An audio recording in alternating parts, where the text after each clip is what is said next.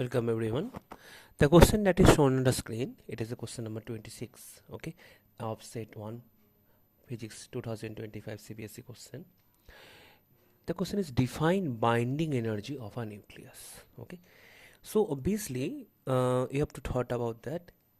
There are 4 types of forces. Okay, number 1 is the strong force. Okay, number 2 is the weak force. Number 3 is the electromagnetic force, and number 4 is the gravitational force. And the nucleus force or nuclear force, the force which is basically binding all the nucleons together at a very concentrated space in the atom, that is a strong force. Okay, if we think of the atomic configuration, okay, if it is the nucleus, then electrons are revolving around it in a circular orbit like this way.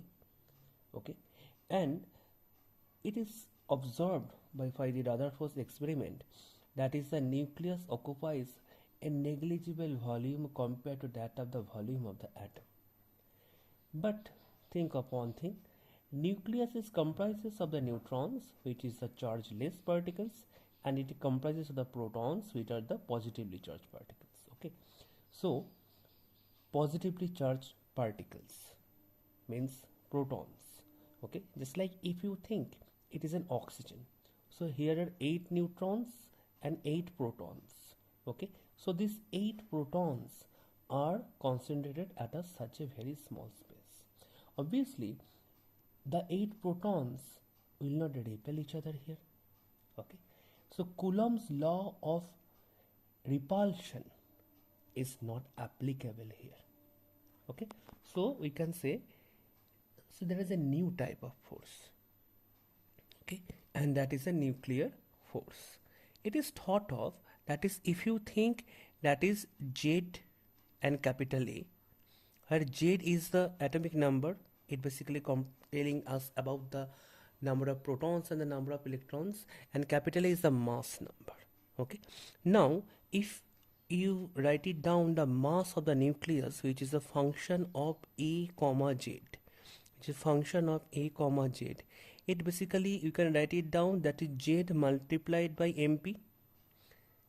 Z is the number of protons and MP is the mass of one proton. So this is the Z into MP, it is the total mass of the proton, plus A minus Z. A is the mass number, Z is the atomic number, A minus Z, it basically gives you the number of neutrons. So A minus Z multiplied by Mn, that is the mass of neutron. So if you just add these two, you will get the total mass of the nucleus. Okay, now just try to understand that such a mass is concentrated in a very small space. Think of that, neutron and proton. Okay, proton have the charge, neutron have not. So neutron and proton, they are almost, their masses are same. If I write it down the masses, then obviously it is 1837 times the mass of the electron, and the mass of neutron is little bit heavy, it is 1839 times the mass of the electron. So their mass are almost equal. But where they differ? They differ in their charge.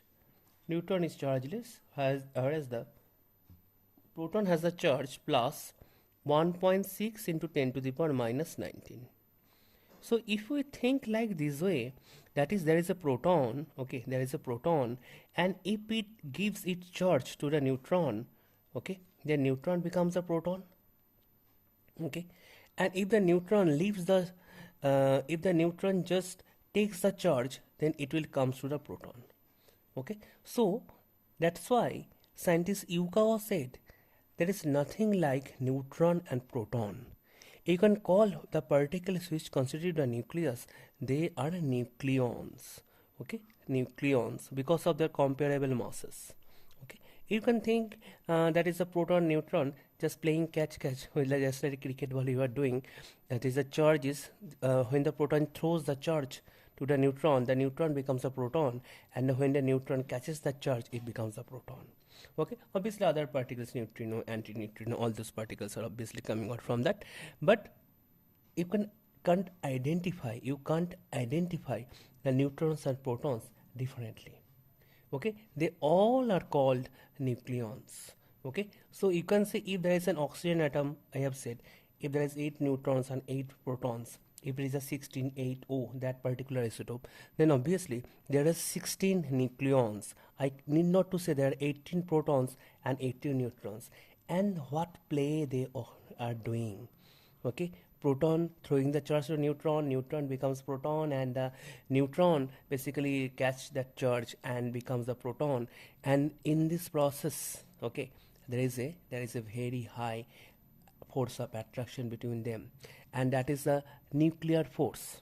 Okay, what happened if you calculate ZMP, if you calculate A minus Z into Mn, okay, if you calculate these two, okay, what the value of the mass you will get. And if you calculate the mass of the nucleus, you can see, if you calculate the mass of the nucleus, which is small m suffix capital N, okay, completely differently, you calculate the mass of the constituents, mass of the total proton, mass of the total neutron, and if you calculate the mass of the nucleus, it is observed that there is a difference in mass or excess in mass.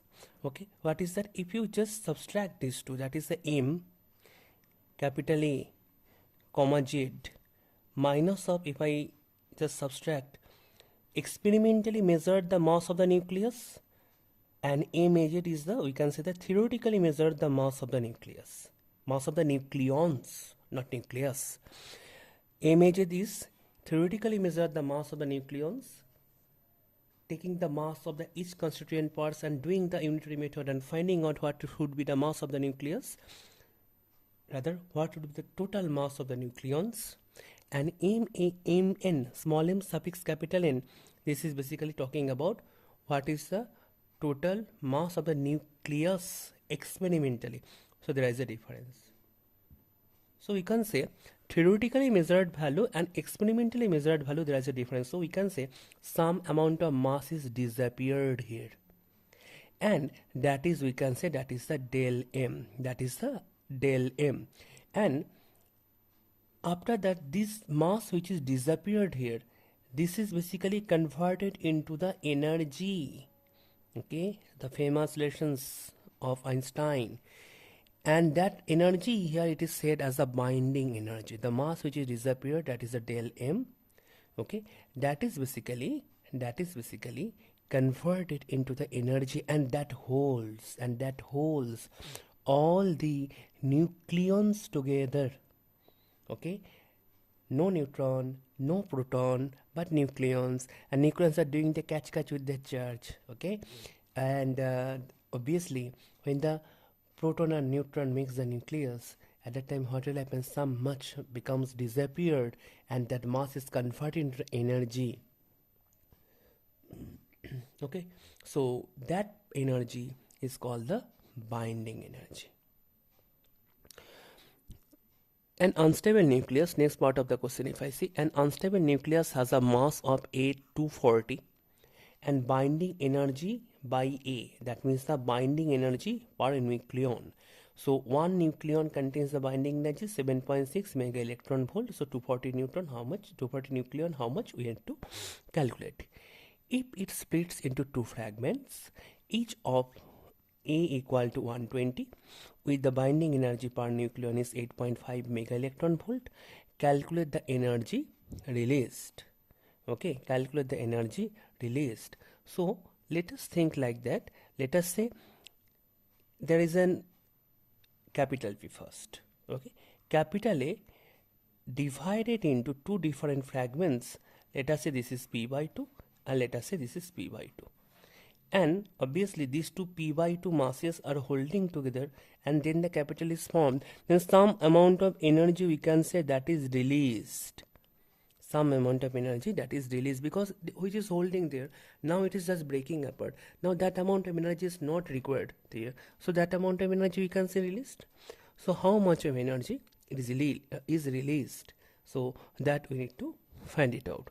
So when we can say the mass of the reactants, of mass of reactants, that is the what is the mass of the nucleus whose mass number is 240.